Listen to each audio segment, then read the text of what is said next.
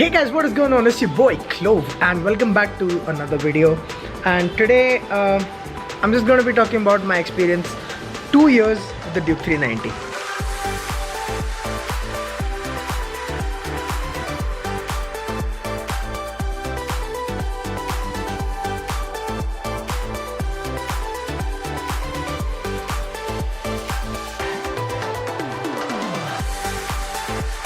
If you guys are new here and you like what you see, be sure to subscribe and like this video as it helps me out massively. In May of 2021, I finished 2 years of ownership and hands down these have been the best 2 years of my life. This bike has given me so much happiness. I am so attached to it. So yeah, let's get right into it. Just a little disclaimer, this is not like a proper review, 2-year ownership review, because I don't do reviews on this channel. I just want to talk about my bike and what the experience has been for the Duke 390. So this video is basically for people who are in the market for a bike like this, in this price range and in this cc capacity, or they just want general information of how a Duke is from a completely non-reviewing perspective, because I've had issues on this channel before with people thinking that I'm reviewing, especially with the Husqvarna video. But anyways, this is my bike and I'm going to be talking about it with extreme pride because I love it so very much and it's just the perfect price for this bike. It's bang for the buck. I mean, you get so much in. So my on-road cost was 3 lakh and it's giving a sick TFT display, ABS, Metzeler tires and this bomb-ass engine, which I have had so much fun with in the past 2 years. So it's been very slow in regards to riding this year, but anyways, let's get right into it. So my bike was bought in May of 2019. It was the first lot with this updated white TFT display. So like before this, all the KTM Duke 390s had the display in blue and black, which is also cool in my opinion, but I personally prefer the white, and at night it goes dark. So yeah, that's that. It's been exactly 13,720 kilometers I've driven this bike, and I'm already on my second set of tires. I got the Apollos, and the Metzelers, they actually, you know, life-wise, they suck. They have an extremely low life, but I mean, can't expect much, and it's not a problem anymore because KTM supplies MRF from the factory now. An extremely important question of average, because it just matters to us Indians a lot.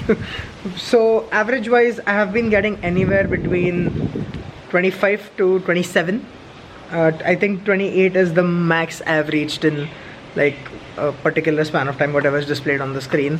But yeah, 25 to 27 is the average I get, and I pull the bike pretty hard. So I mean, it's fair to get that average from a machine as beautiful as this one. So external modifications wise, my bike is no longer in warranty, so I'm free to do whatever I want. But I have just got a Zana engine cage, which I feel from a security perspective is really nice. I got it for 4,000 and something on top, I think, taxes and charges. So yeah, and I actually had a minor incident when I had gone to a photo shoot recently where the mud got stuck in my front fender, and which caused the bike to topple on one side. If you haven't seen that video, check it out right now. It's right here. And well, yeah, basically the bike locked its front wheel when I was going at the speed of 15, and it kind of sent the bike sideways, throwing me off as well. And well, as you can see, this thing was loose, and I recently got the bike serviced, so they have fixed it and it's now as good as before. So yeah, pretty good product from Zana. I highly recommend you, if you have a Duke 390, to get one of these engine cages. Another modification I did was the turn signals. On a stock 390, you just have the left and the right, but yeah, so I got the Autofy, I think. I'll leave a link to the Amazon page down in the description. So yeah, I highly recommend you to get that because it has like 16 different modes, and it's very easy to use. You just have to take your turn signal left, right and center quickly, like just left, right, center, and it starts. So yeah, and you can change the modes from the, like, after lifting the rear seat. So yeah, that's another product I really recommend you to get if you have a Duke 390. I don't know if it's compatible to the 200 or the 250, but yeah, it's definitely compatible for the 390. And another funny experience I've had is with the number plate. So I had gone to my gym and I had parked the bike outside. I come back and someone has done something with my plate. You can still see that it's a little bent from here. Of course, this is a new plate, but this is bent from here. So someone had, I think, knocked it off, or maybe they did it purposely. I don't know what happened that day, but yeah, basically I had a hanging rear plate for a really long time because it took like of course, given the pandemic times, it took like 6 months for the new plates to arrive. Back and the front plate changed. The front plate didn't need changing, but they got 2 new ones, so I was like, why not? Just change both of them. So brakes and brake pads. It's been 13,720 kilometers and I have only changed my brakes twice, I suppose. Both the front and the rear brake pads twice. And also another thing was, which I have experienced, and now I don't know how legit this is, but basically I did not see much of a difference between the normal brake pads and the synthetic brake pads up front. They recommend you to get the synthetic brake pads, but the price difference is considerably a lot. Now of course I can agree if the synthetic brake pads are like a high performance use, but I did not see a difference between them. And of course me actually getting the normal brake pad was a result of them not having the synthetic one in stock. And when I used the normal one, I was like, I literally see no difference for my use. So yeah, I have stopped using the synthetic brake pads from KTM and I have been using the normal ones for a while now. For whatever I've driven this bike from 2020 to 2021, I've used the normal brake pads instead of the synthetic ones, and it's been going fine. It's been going absolutely fine. There's no issue there. So my story goes something like, I had an Activa before, an Activa 3G, which my dad had got me when I had passed my 10th and entered my 11th for college.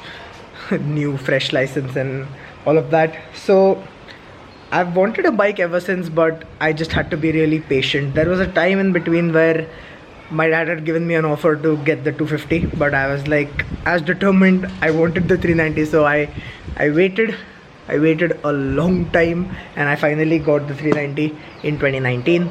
So I had no idea how to maintain this, and this can be a huge issue because nothing much, but it just cost me money. It cost me a lot of money.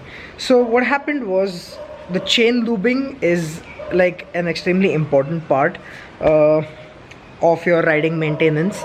So I didn't take it very seriously before, even though the showroom people told me that you have to get it lubed every 500 kilometers. I had the classy attitude of 500 kilometer, itna kya ho jayega, or like, you know, do we really need lubing every 500 kilometers? But well, yeah, now I have started to do it at home, but before I used to take it to the showroom every time, so it was a great hassle to go there every time just to chain lube it. And so I avoided doing that for a while, and I highly recommend you not to, because my chain sprocket got damaged in this process.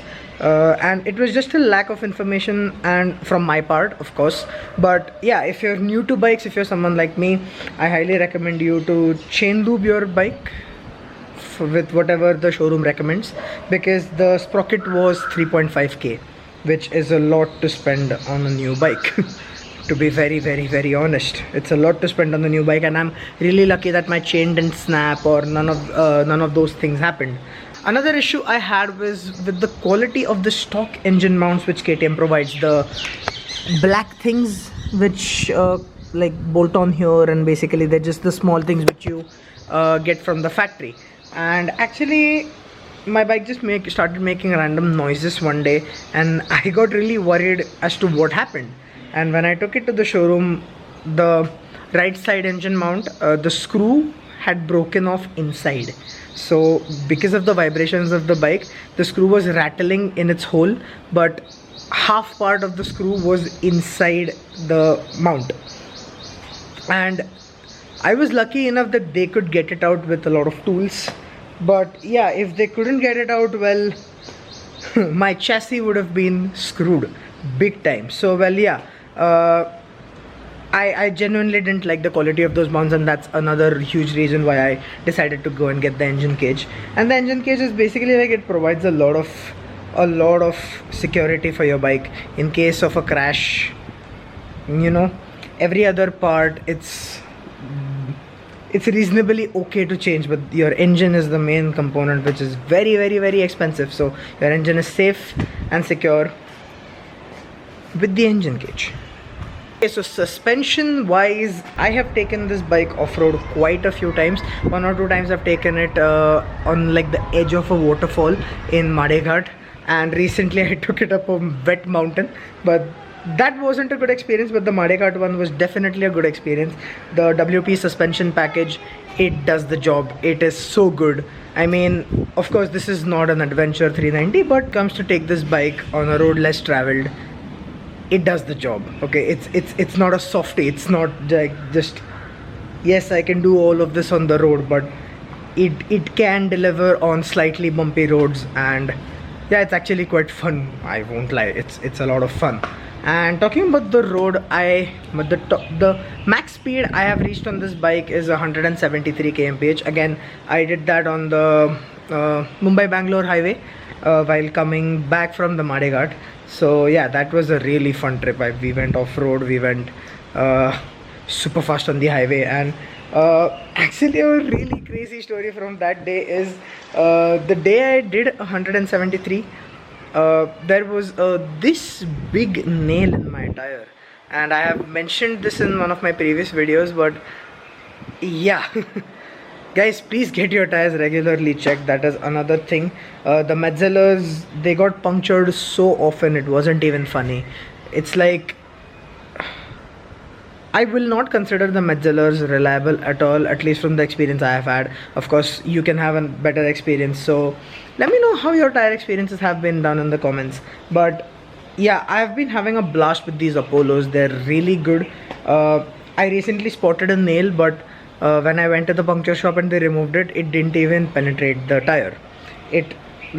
I was genuinely so impressed that it was just a small little cavity on the outside, but it did not penetrate the tire, and well, that's perfect. Alright, so servicing. So an annual service, which is basically your general servicing, engine oil change, fuel filter, air filter, oil filter, coolant top up, and all minor things here and there which you want to get done on your bike. I just got my servicing done last week and it cost me 3,200, and I have done that servicing I think thrice now, because so I used to go to college on this bike, so it was like my daily driver. So before I needed to service it quite more often, but now I don't. But yeah, anyways, full servicing costs around 3,000 to 3,500 rupees for the Duke 390. Alright, so that's it for this video, guys. If you did enjoy it, please be sure to leave a like, subscribe to the channel for more such content, and well, yeah, I really appreciate you if you're here, and I'll see you guys in the next one. Peace.